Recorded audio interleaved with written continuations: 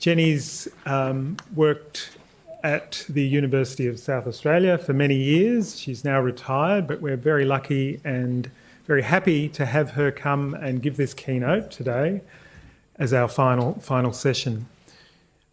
Jenny's worked in a very impressive way working with TESOL in the TESOL area. As Anne mentioned at the beginning of the day, Jenny has worked tirelessly with the Australian Council of TESOL Associations, which is the umbrella organisation to which VicTESOL belongs. And what she's going to talk about today is part of that work that she did with ACTA in formulating the EAL Elaborations for the Australian Professional Standards for Teachers.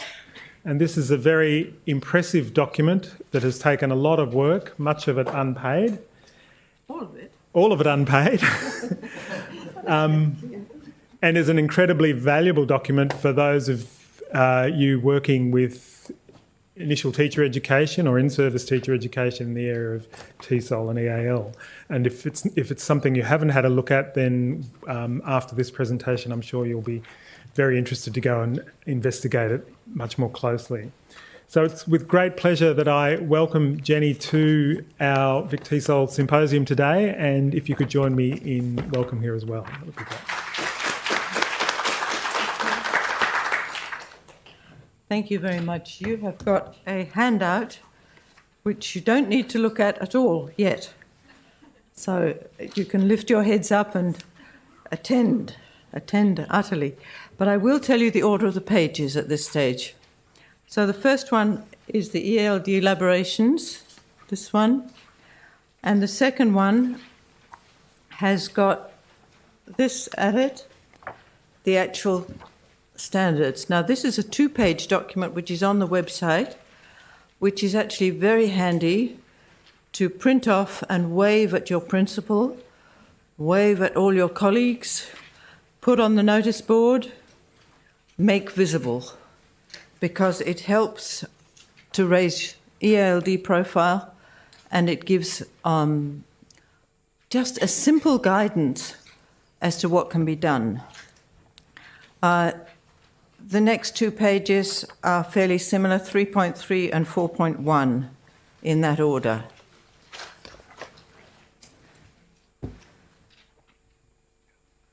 But what I'm going to do first is just talk about what standards are. When I said to a colleague that I was coming to talk about standards, she was a teacher of Japanese, she just shuddered.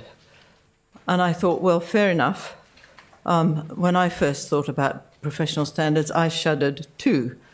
But I now see them as a very political tool and a very formative, useful tool. So strategic for raising the profile of our learners and of our profession, and also very practical for helping improve learning outcomes and helping teachers who have been put in a position of working with EALD learners having never been prepared to do so.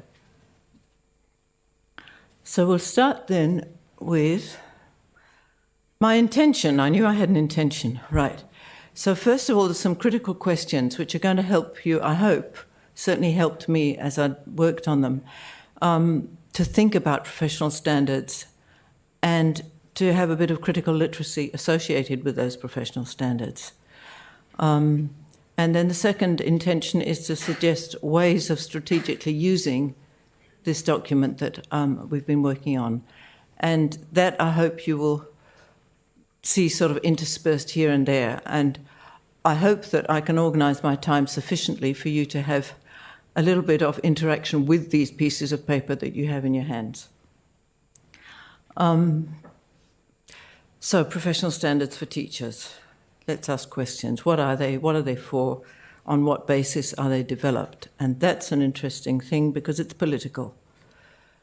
So what are professional standards? What do you think they are? A definition of high-quality teaching, a framework for teacher evaluation, guidelines for teachers' professional learning. These will be up on the website. Don't try and write anything if you don't, unless you particularly want to. A framework for career progression. accountability for learning outcomes. Teachers are accountable for learning outcomes. A tool to raise the profile of EALD teaching or any teaching. So any or all of those. And on reading the literature, all of them. But it all depends politically as to which one gets the highest profile, but it also depends on how we choose to use them. So that's a definition, if you like, of what they are. And you can see as we go through which ones are actually highlighted and which ones you think you can make most use of. So the Australian Professional Standards for Teachers are the ones that are now mandatory in all schools. And the claim there is that they define the work of teachers, this is a quote from their document, and make explicit elements of high-quality, effective teaching in 21st century schools that will improve educational outcomes for students. Now, you are all EALD teachers. You know that the word students is a generic plural. Does it or doesn't it mean all students? It should mean all students. So I want you to bear that in mind as we go through. Because can you assume that every teacher in every school also knows that all students includes EALD students? I suggest not, unfortunately. But let's make it that it gets that way. So the critical questions we need to think about with standards is who makes them, on what basis are they made, in whose interests are they, who do they serve? Do they serve the learners? Do they serve the government? Do they serve any political ideologies?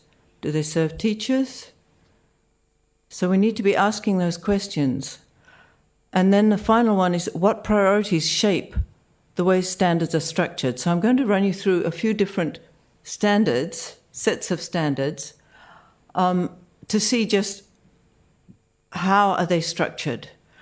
Remember that it's not just teachers who have standards. On the contrary, all of the major professions have standards. Pharmacists, lawyers, medical, any aspect of the medical profession.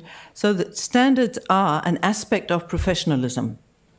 They're not necessarily an aspect of surveillance, of top-down, we are going to check whether you are doing the right thing. We can let go of that. But at the same time, we have to accept that. Don't think I'm being contradictory. So, 4 pillars of learning. This comes from the Delors 1996 review, which was very important at the time. It's a UNESCO report looking at what is learning. And this applies to our students, and all teachers. Learning to know, learning to do, and learning to be. So I'm going to ask Sean up in the box up there to leave that particular slide up over there, and just for you to have that in mind as we go through the different structures. So the first one is a Scottish approach. The Scottish Council Teacher, no, I can't remember it. Now, I can't physically see those, but I happen to know the one that's in the middle, the smallest one. That is the one that we might find to be missing in other sets of standards. But basically, you have to have a set of values, a set of beliefs, a moral standing to underpin your knowledges and your skills and the actual actions. So the observable, the measurable thing that we do as teachers is the outside one, the professional actions. But the inside one is what makes us teachers. And if we don't have a particular attitude towards our learners that is going to support them, then that's going to affect the kinds of knowledges we pick up, the kinds of skills we use, and the kind of actions. So generally, EALD teachers we don't see ourselves as racist. And when a person is appointed to an EALD position who has racist tendencies, we see that as a total anomaly. And yet, of course, we all have some degree of those issues that we need to acknowledge. So another approach, this was the standards that we used to have. In 2005, these were developed and it took several years for them to develop. And so the structure there, going along the top, is dispositions, understanding, skills. So that word dispositions links back to the values, right? And we need to check whether that's present in other standards. Understanding, skills, but this one misses out on action. Action is taken for granted. It's not physically visible there. Now, what this one adds is 3 domains, if you like. And we chose at the time to use that word orientation because we wanted to acknowledge that you don't just think about society in a blank. It's a multilingual society. As we know now, with the current political climate worldwide, with Trumpism and Pauline Hanson and others, that the particular orientation you have to a multilingual society is going to be vital to the kind of education that students receive. So that idea of orientation, I think, is important. We did that in 3 layers to get the broadest society level, and then focusing on second language education, and then on the actual classroom TESOL practice, to see that you cannot divorce from context. And the speakers that I've heard today have always been really close to context, have really understood the importance of context. So this one is the VET Practitioner Capability Framework. This is obviously an adult one. They've got domains, so systems and compliance, teaching, assessment, industry and community collaboration. Now those 4 domains, you've got to be able to work in all of those 4, but across 6 skill areas. And these are specified: the teamwork and communication, leadership, ethics, I happen to know, cultural competence, innovation, evidence-based practice and research. Interesting. So that's getting more specification. And at the same time, they've introduced a 3rd dimension, which is the practitioner levels. So in order to do those things in 4 domains and 6 skill areas, you might do it at a lower level, a higher level, and a specialist level. And here's this unpacked at one of the levels. You can see the 3 levels, and each of their domains is unpacked into focus areas. They've got 4 focus areas. And we'll find that there are compatibilities across these standards, and each one has something slightly different. The focus is slightly different. So structuring teacher standards, another one is the Foundation Skills Professional Standards Framework. Again, in TAFE, I've observed this happening. So you've got the domains, education and training, workplace and employment, personal and community. Interesting, isn't it? Just different ways that people carve up the learning world.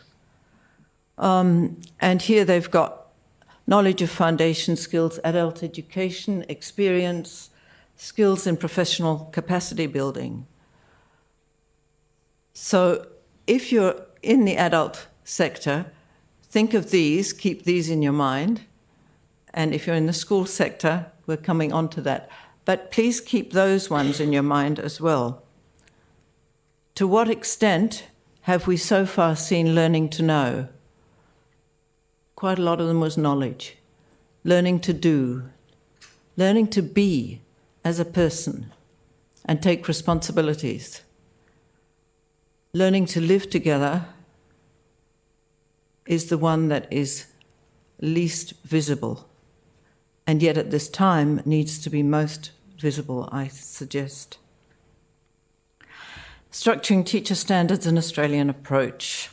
That's the Australian Professional Standards for Teachers, which is this little document here, and those of you in schools have probably seen this one. If not, you better had.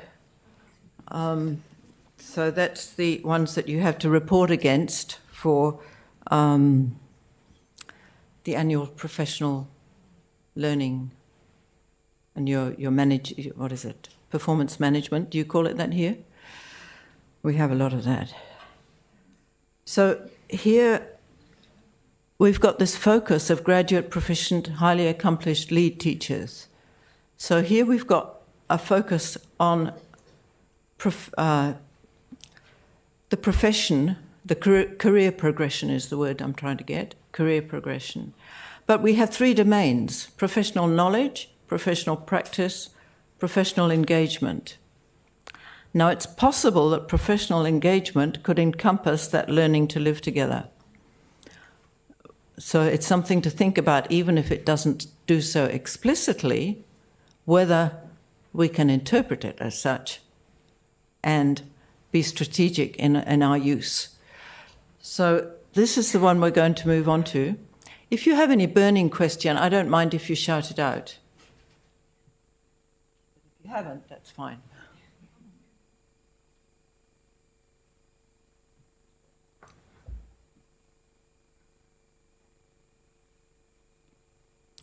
So this is what you have to do if you're in school. Have you seen this? Mm-hmm. So you can pick your goal, and then you have to develop some strategies, predicted evidence to prove you've done it, and then you have to put connection to standards in this little one. So you have to be able to find how you can prove that you are linking to the standards, which means reading them, actually. There's no way around it. Okay, so the 7 standards. These are the 7 standards, and Sean's going to put them up over there so that you don't lose sight of them. Know students and how they learn. Now that is something that every single speaker has mentioned, right? How we have to know our students, and we have to ideally know how they learn. That's harder. Well, they're both pretty hard, but they're both vital. And so that underpins everything else. Then we've got to know the content and how to teach it. Okay, well, you've got to decide what the content is. Is it just language? Have we ever taught just language?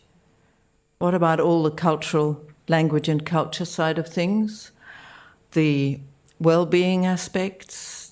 There's a whole lot more, the identity aspects. So working out what content is quite important. So the professional practice is the second domain. Now that is the teaching side of thing, really. So you plan and implement effective teaching and learning. Don't lose sight of the word effective. It's important. It's not defined anywhere.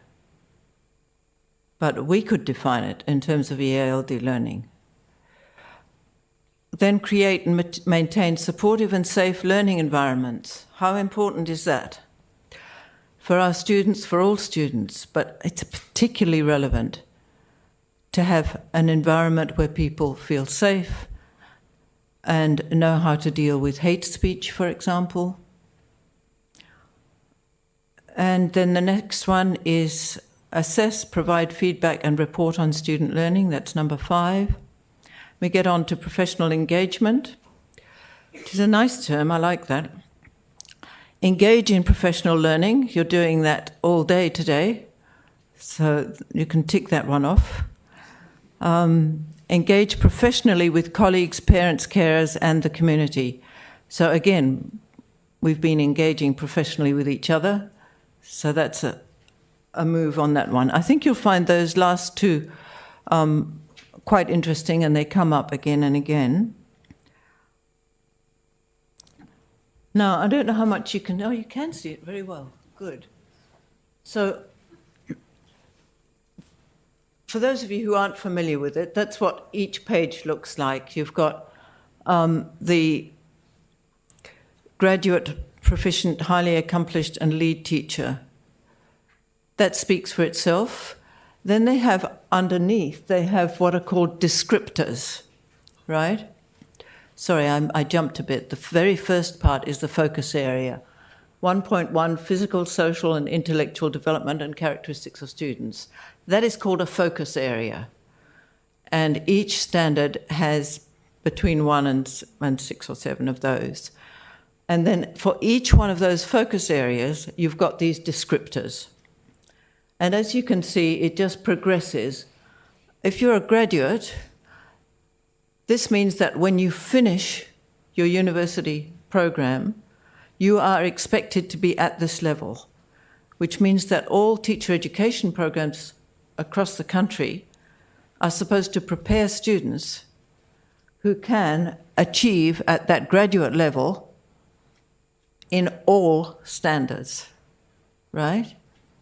So if you notice, they've got to demonstrate knowledge and understanding of. They haven't necessarily got to be able to do it. I find that a bit hair-raising because next week they might get a job. But anyway, the aim for them is to become as proficient as quickly as possible, because that's only fair on our students, all students.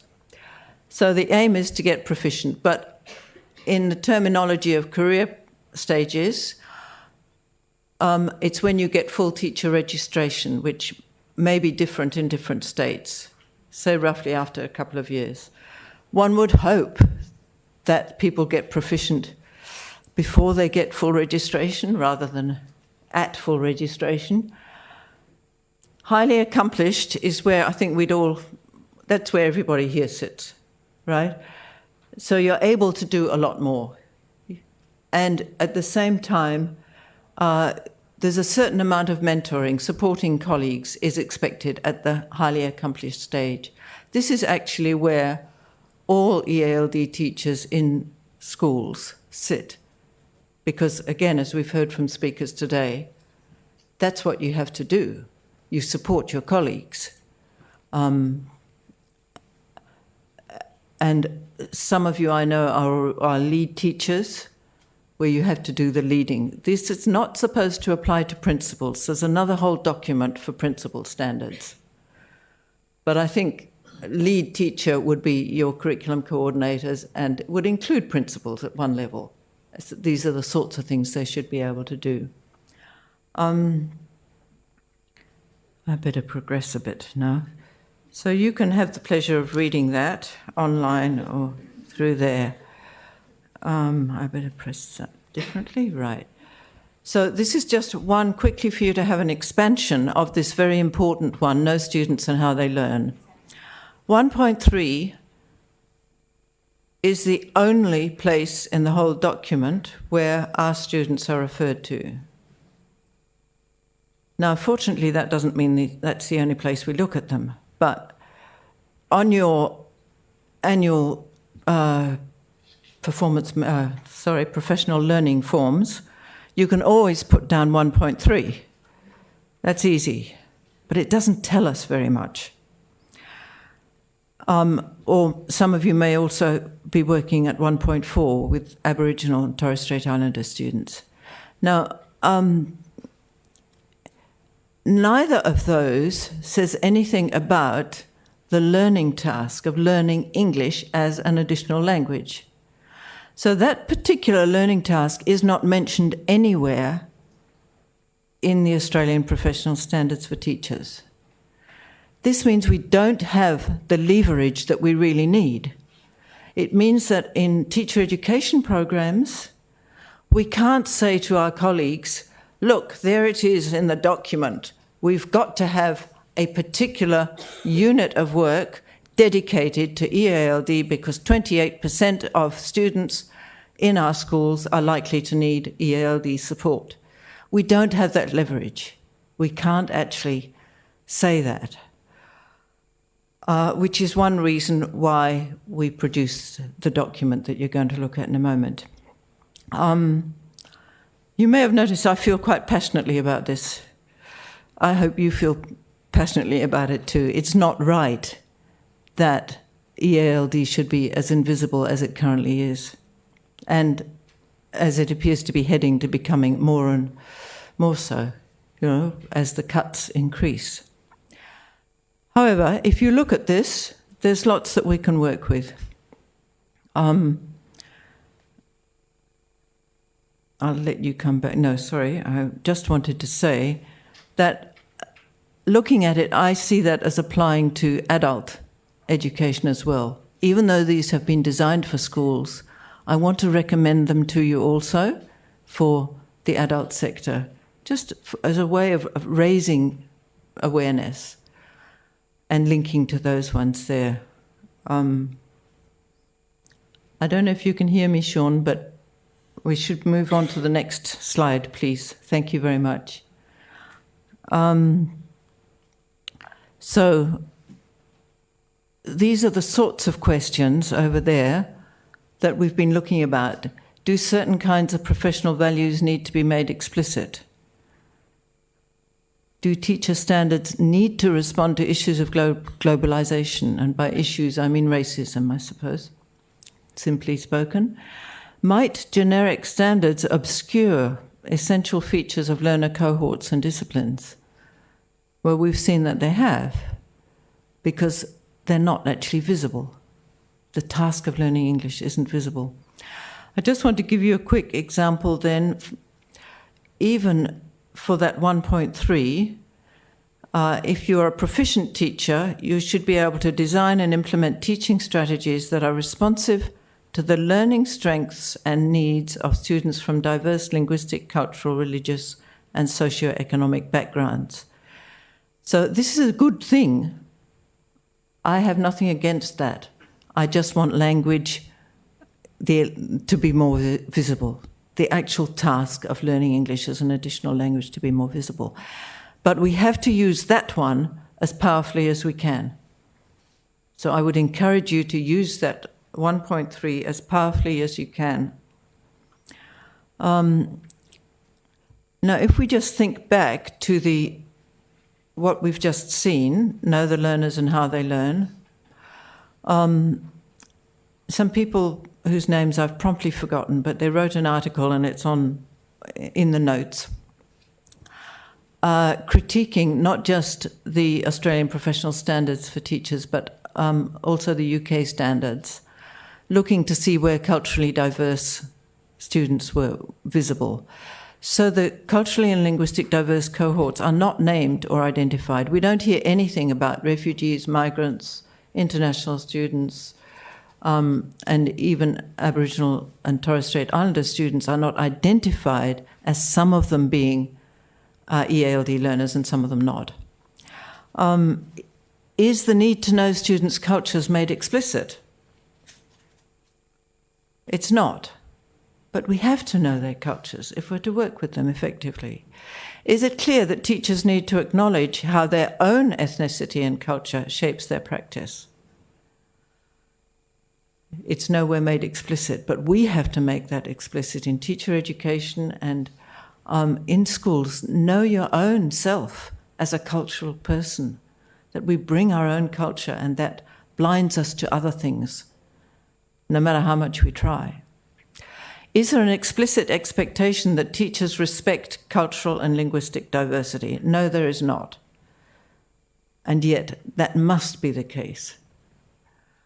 Are specific culturally responsive teaching and assessment strategies made explicit? No, and to be fair, it's only a little document. You can't put everything in there. Somebody else has to expand it. And are teaching strategies to foster respect for cultural and linguistic diversity made explicit? No, again, not so. So these are the sorts of things, if we ask those questions, then we know what we have to do and try to support colleagues to do. Standard 2, just quickly, know the content and how to teach it, have to work out what the content is. But if you notice, 2.4 builds on 1.4 of the previous one. And where have our students gone? They've gone into literacy. Did you know that? Yes, you've noticed that as well, and other speakers have mentioned it today. They have become invisible. The cohorts have become invisible. Refugees and migrants have become invisible within these standards. We have to make them visible again. So we need to be very aware of the power of the literacy to obscure the language learning.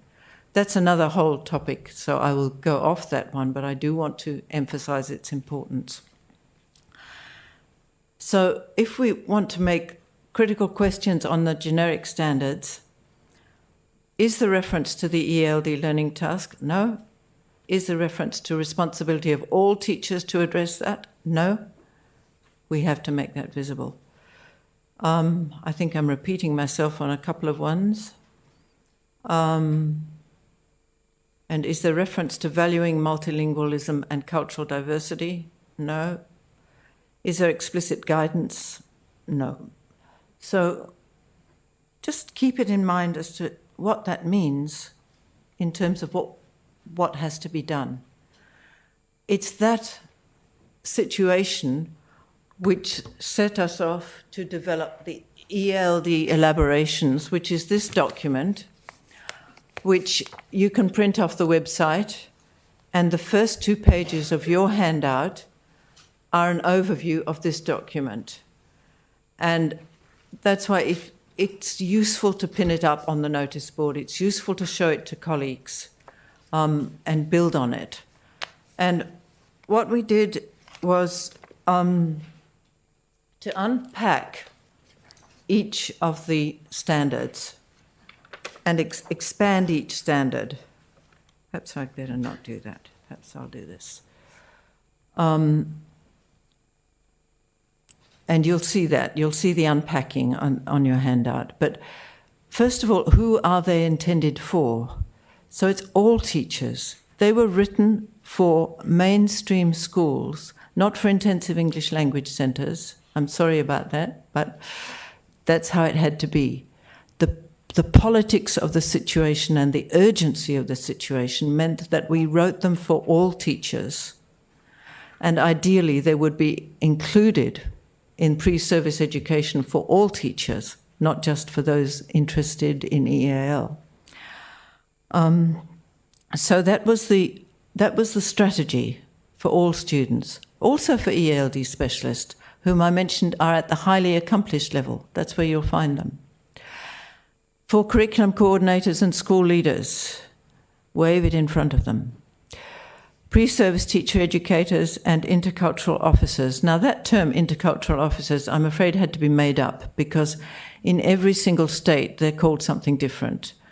In South Australia we call them bilingual schools, I've forgotten it myself, BSSOs anyway, bilingual school services officers.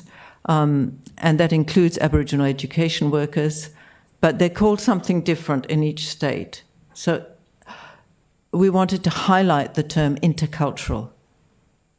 It's not just cultural, it's intercultural, because every one of those people operates in 2 cultures and supports intercultural communication, intercultural interaction.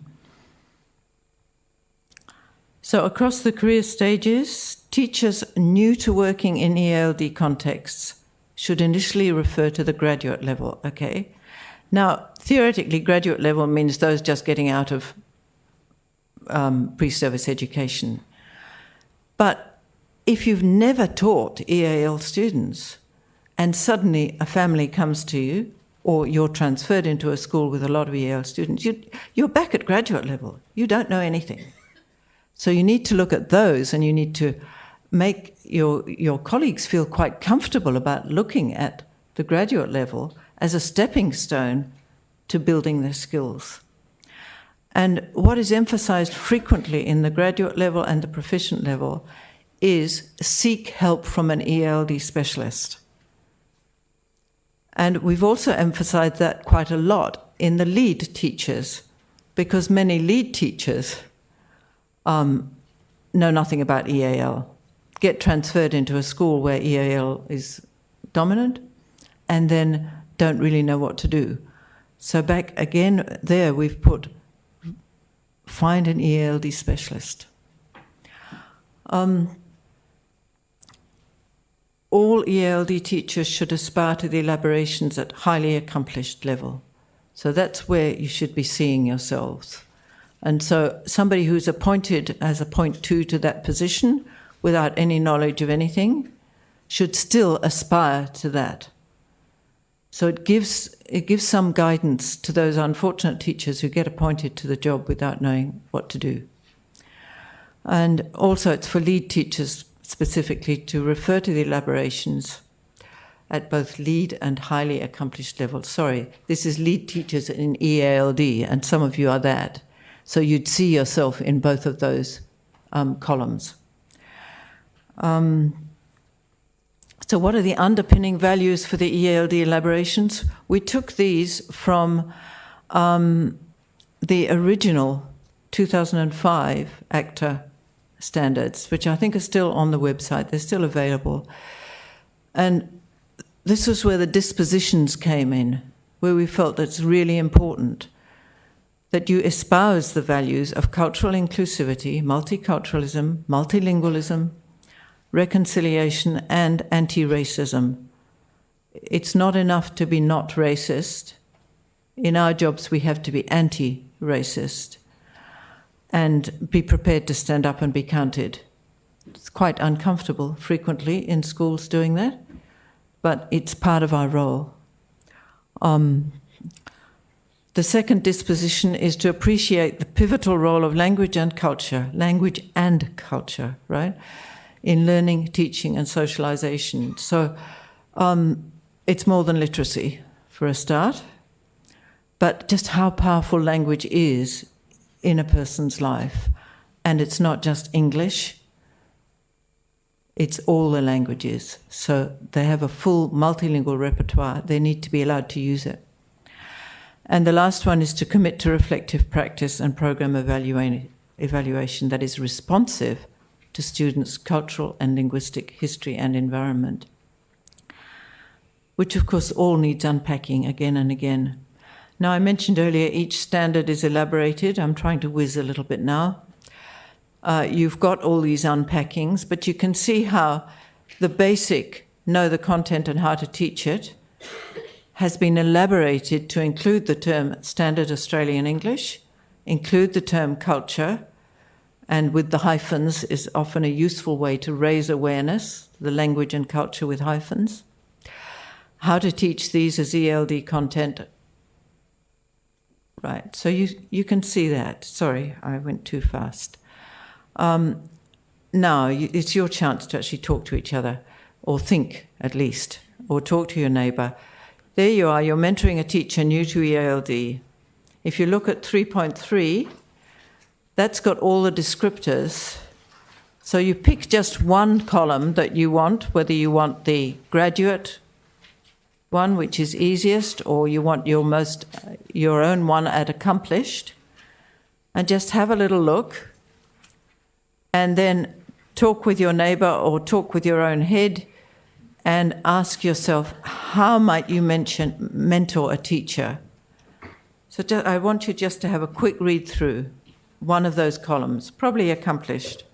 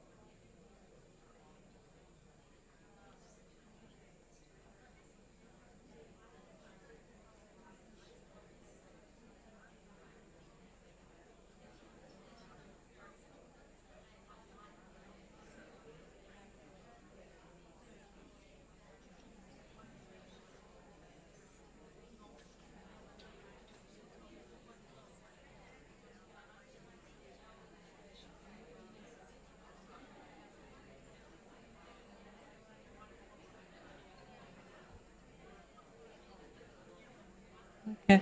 I'm going to have to ask you to stop thinking, but hopefully to continue the thinking and the conversation later on over tea, and to read a bit more as you go.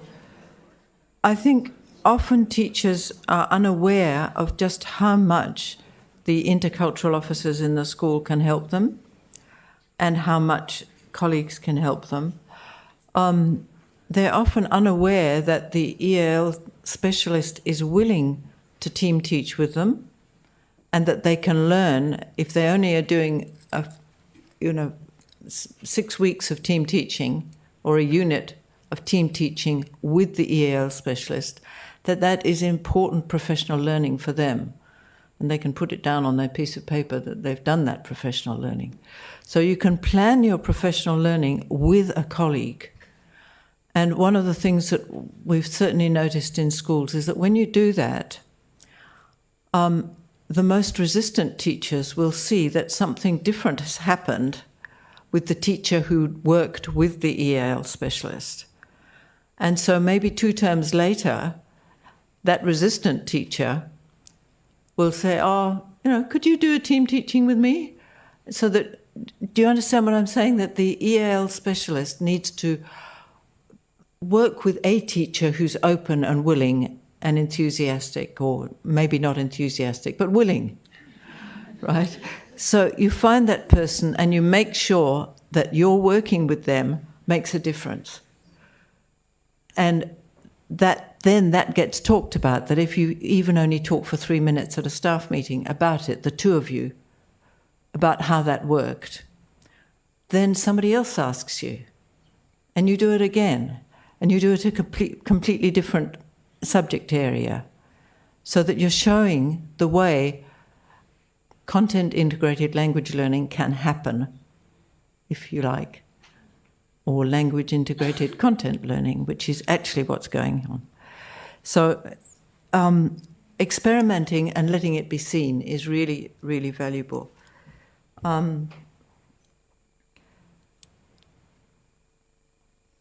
Yes, sometimes people ask, how did you elaborate these focus areas, these descriptors? How did you do it?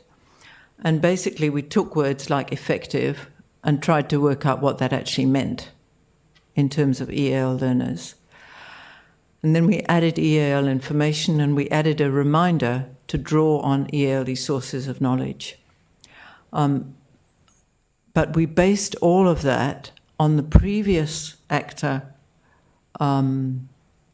standards that had already been heavily worked on, and also on current research, and also it was a working group of people, of experienced teachers, drawing on their networks in their own state or territory. So there was quite a lot of involvement of different people working on it. And then at the end, when we had a good draft of what we thought was going to work, I went to see the EATSL people, who are the Australian Institute for Teaching and School Leadership. That's right, thank you. So I went to see them, terrified, and they had read it. I'd sent it to them, and they read it, and they were very, very pleased. This was actually at the conference here in Melbourne, so the day before the conference started in Melbourne here in 2014. They also said, but, at which of course my heart dropped, but that was all right. The but was incredibly helpful, because what they did was they said, you must have the same standards as we are, the basic standards. You cannot change those. You cannot change the focus areas, and you cannot change the base descriptor, which meant that we were able to produce this single document, so you don't have to actually look at this one, because it's all already in here. And it means that it adds credibility. There's not a competition between the documents. It is exactly what it says. It's an elaboration, so that to show this document to your principal, who is already familiar with the top row, and this is the elaboration, if that principal behaves like a couple of others I've met, might say, well, I wish science and maths would do that too. And in fact, the Science Association people and the Maths Association people have said they were very interested in doing it, but haven't done it. So we have done it. So that's, and EASL has endorsed it. So it does have that credibility that you can confidently take it to your principal. Where am I going? I think I'm skipping this. Apply knowledge and understanding. Yes, you've got up here, you've got the list anyway. Yes, I'll just whiz through if I can.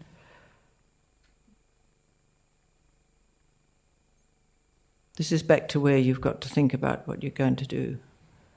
I would say that from the fantastic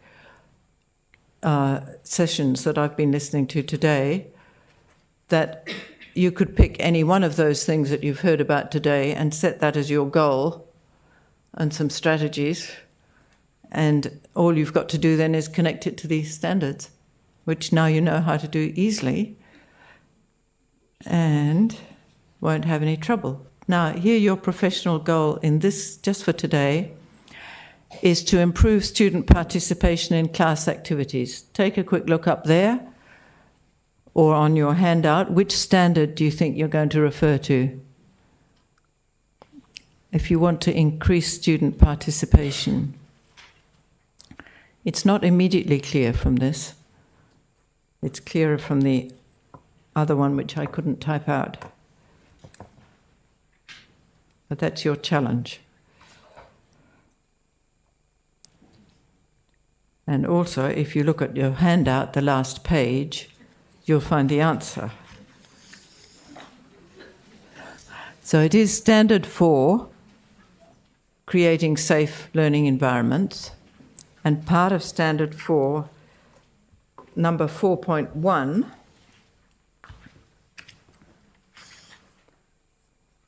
the focus area is support student participation.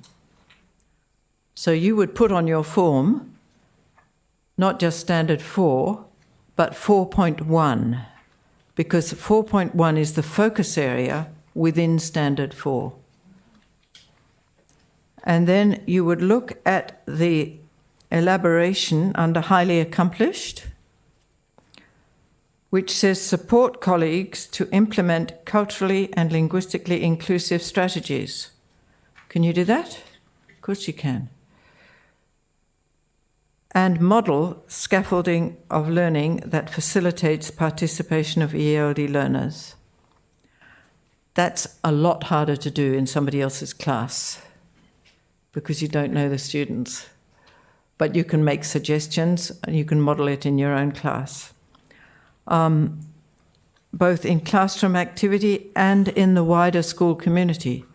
Now that's hard. Participation in the wider school community can be hard, but it's also part of our job, not just the classroom. We can't restrict ourselves to the classroom. It has to be, as the previous speaker here, Rosemary, was saying, the job is to influence teachers and the community and whole systems, ideally, to spread our influence as far as we can. And as Jane was saying this morning, you are incredibly important in doing that. And one of the ways that your importance can be recognised is by waving this document around.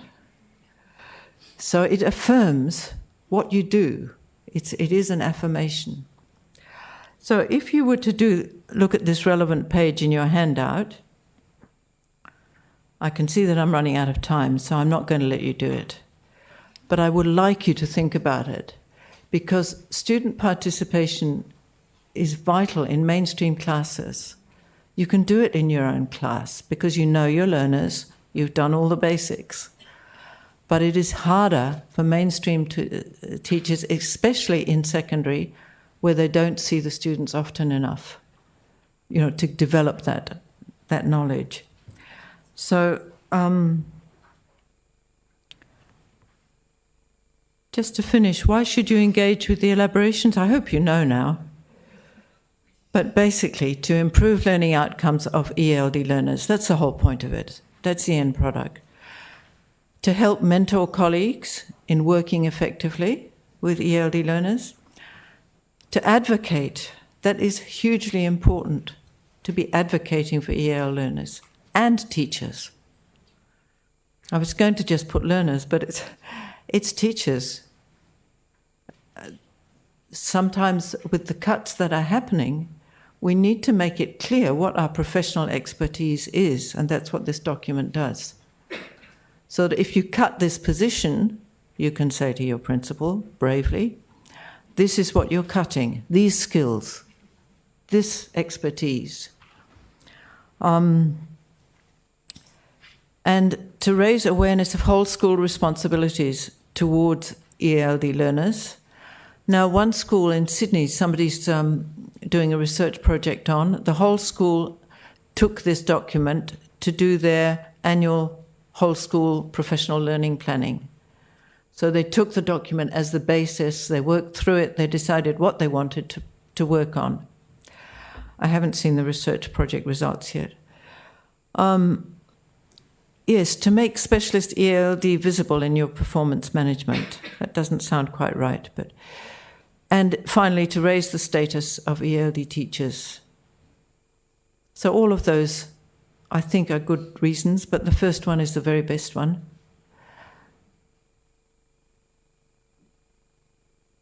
That's my closing note. It's a threat. Thank you very much.